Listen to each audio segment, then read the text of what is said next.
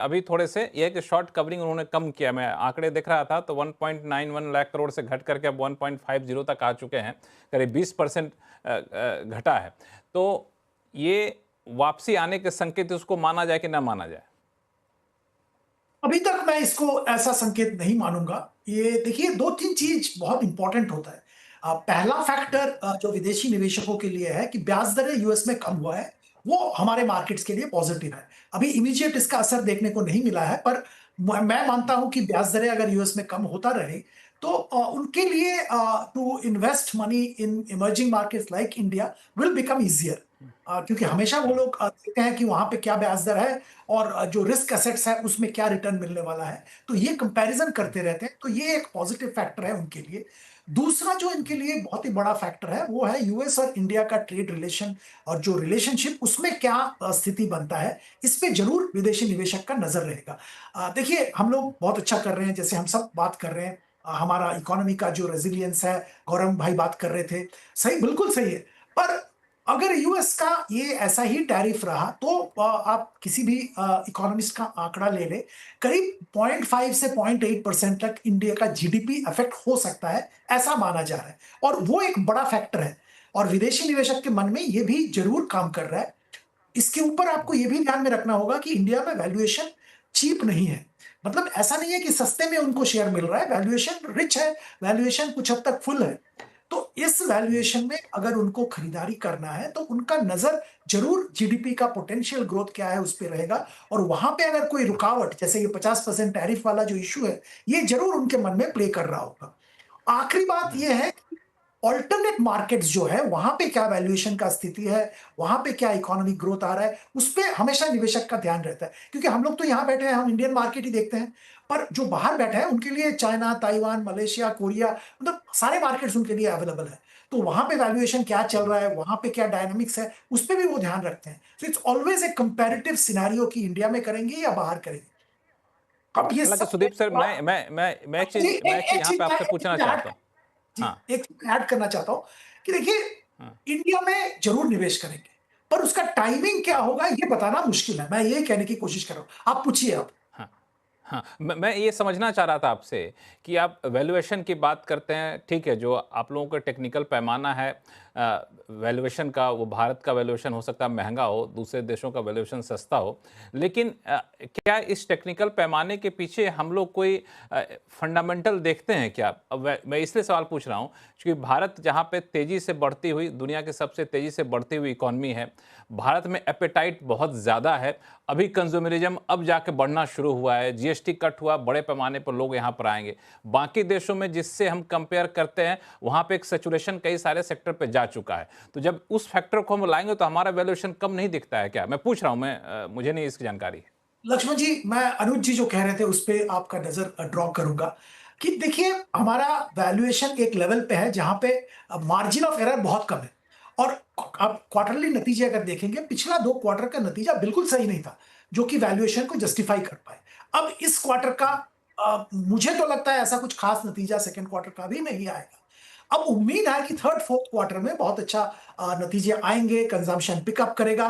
तो ये सारे जो फैक्टर्स हैं, ये ऑलरेडी वैल्यूएशन में बिल्ट इन है, और हम लोगों का हुँ। काम तो यही होगा कि ये वैल्यूएशन को जस्टिफाई करना थ्रू रिजल्ट्स। अब वहां पहुंचे नहीं है, उसकी उम्मीद है। मैं सिर्फ ये रियलिटी चेक इस डिस्कशन में लाना चाहता था। संजय सिन्हा साहब, वैल्यूएशन एक कंसर्न है एफआईआईज़ के लिए। निसंदेह है लक्ष्मण जी, क्योंकि जैसा सुदीप कह रहे थे कि देखिए, जो विदेशी निवेशक है उसके लिए तो पूरा वर्ल्ड एक प्लेटफॉर्म है, वो जहां चाहे वहां पैसा लगा सकते हैं। आज हमारी स्थिति ये है कि पिछले साल और आप करंट ईयर को भी देख लें तो जो निफ्टी की अर्निंग ग्रोथ है वो करीब 9% के आसपास की रहेगी। इसके कंपैरिजन में अगर आप S&P 500 जो कि यूएस का बेंचमार्क इंडेक्स है, उसकी अगर आप अर्निंग ग्रोथ देखें तो वो करीब करीब 20% के आसपास है या उससे ज्यादा ही है। तो अगर मैं विदेशी निवेशक हूं तो मेरे पास अगर चॉइस है कि मैं भारत में पैसा लगाऊं उस वैल्यूएशन पर या उसी वैल्यूएशन पर अगर मैं यूएस में पैसा लगाऊं, तो निस्संदेह मैं यूएस चुनूंगा, क्योंकि वो मेरे लिए ज्यादा जाना पहचाना बाजार है और वहां पर जो ग्रोथ रेट है वो मुझे ज्यादा अच्छा दिख रहा है। तो ये एक मापदंड जरूर है जो उनके दिमाग पर हावी होगा।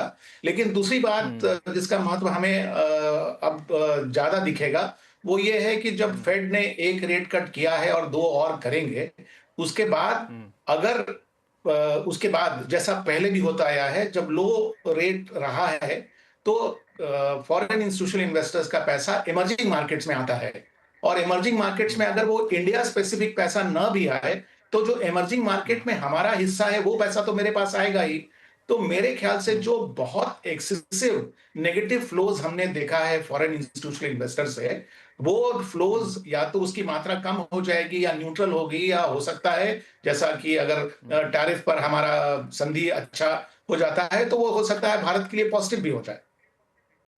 फिलहाल तो भारतीय बाज़ारों के लिए ऐसी कोई न्यूज़ नहीं है जिसकी वजह से भारतीय बाज़ारों में कोई बड़ी गिरावट देखने को मिले। लेकिन आज की जो बड़ी खबर है वो H1B वीज़ा जो इंडिया के लोगों को दिया जाता है अमेरिका में रहने के लिए, उस पर अमेरिका की तरफ से भारत को एक बहुत बड़ा झटका लगता हुआ नजर आया है। सबसे पहले बात करें तो जो वीज़ा 1 से 6 लाख के लगभग बनता था उसके 85 लाख से भी ज़्यादा रुपए देने पड़ेंगे। तो ये इस निर्णय पे अमेरिकी राष्ट्रपति द्वारा आज ही हस्ताक्षर किया गया है। तो ये एक बहुत ही बड़ी खबर आती हुई दिखाई दी, जिस पर जो विपक्ष के नेता है राहुल गांधी खड़गे, उन्होंने भी जो है मोदी पर निशाना साधा है कि किस प्रकार से मोदी की छवि है लेकिन वो कुछ भी नहीं कर पा रहे हैं अमेरिका से जो है रणनीति के लिए। इसलिए ये एक बहुत बड़ी खबर भारतीय बाज़ारों के लिए भी हो जाती है, क्योंकि IT कंपनियां जो इंडियन जो वर्कर्स थे उनको जो जॉब देती थी उन पे काफ़ी ज़बरदस्त इम्पैक्ट पड़ता हुआ नज़र आने वाला है। तो अभी अभी की ये एक बहुत ही बड़ी खबर आती हुई दिखाई दे रही है, जिसका इम्पैक्ट भारतीय बाज़ारों पर मंडे को पड़ता हुआ नज़र आएगा। उसके अलावा तो कोई बड़ी खबर नहीं है जिसकी वजह से लगे कि इंडियन मार्केट पर ज़्यादा इम्पैक्ट पड़ता हुआ नज़र आएगा। उसके अलावा बात करें तो FIIs भी भारतीय बाज़ारों के लिए अच्छे खासे ही अब साबित होते हुए नज़र आ रहे हैं। धीरे धीरे FIIs की सेलिंग कम होती हुई नज़र आई और अब FIIs की बाइंग भी आने लगी है। इस वीक की बात करें तो FII ने फीचर्स में लगातार 5 से 6 दिन खरीदारी ही करते हुए आपको नज़र आ रहे होंगे। तो इस प्रकार की खरीदारी होना इंडियन मार्केट के लिए काफ़ी पॉजिटिव भी साबित होती है। तो देखना ये होगा कि सोमवार के दिन इंडियन मार्केट्स किस प्रकार से कामकाज करता हुआ नज़र आता है, क्योंकि लगातार FIIs की बाइंग होना इंडियन मार्केट के लिए थोड़ी तो पॉजिटिव है, लेकिन कोई बड़ी बाइंग अभी भी इंडियन मार्केट में आती हुई नज़र नहीं आ रही है। और जब तक बाइंग नहीं आएगी FIIs की तब तक कोई बड़ी तेज़ी भी देखने को नहीं मिलेगी। इसलिए FIIs की बाइंग होना इंडियन मार्केट के लिए अब काफ़ी ज़रूरी है। उसके अलावा बात करें तो Q1 के नतीजे नेगेटिव थे और जिस प्रकार से टैरिफ की चिंताएँ थी वो अब ख़त्म होती हुई नज़र आई है। लेकिन आने वाले दिनों में अब जिस प्रकार के नतीजे भी रहेंगे वो भी काफ़ी पॉजिटिव रहते हुए नज़र आएंगे और जो कंपनी वाइड डेटा है वो भी काफ़ी अच्छा आता हुआ नज़र आ सकता है। उसके अलावा जो टैरिफ था वो भी नवंबर तक, कई विशेषज्ञ बोल रहे हैं कि नवंबर तक जो टैरिफ है वो अपर टैरिफ बढ़ता हुआ नज़र आएगा और जो टैरिफ है 15 से 20% के बीच में ही रहता हुआ नज़र आ सकता है। तो इस प्रकार की खबरें इंडियन मार्केट के लिए तो आती हुई नज़र आ रही है, लेकिन 25,500 के ऊपर निपटी जाएगा तब जाके ही लगेगा कि इंडियन मार्केट में कोई बड़ी तेज़ी देखने को मिल सकती है।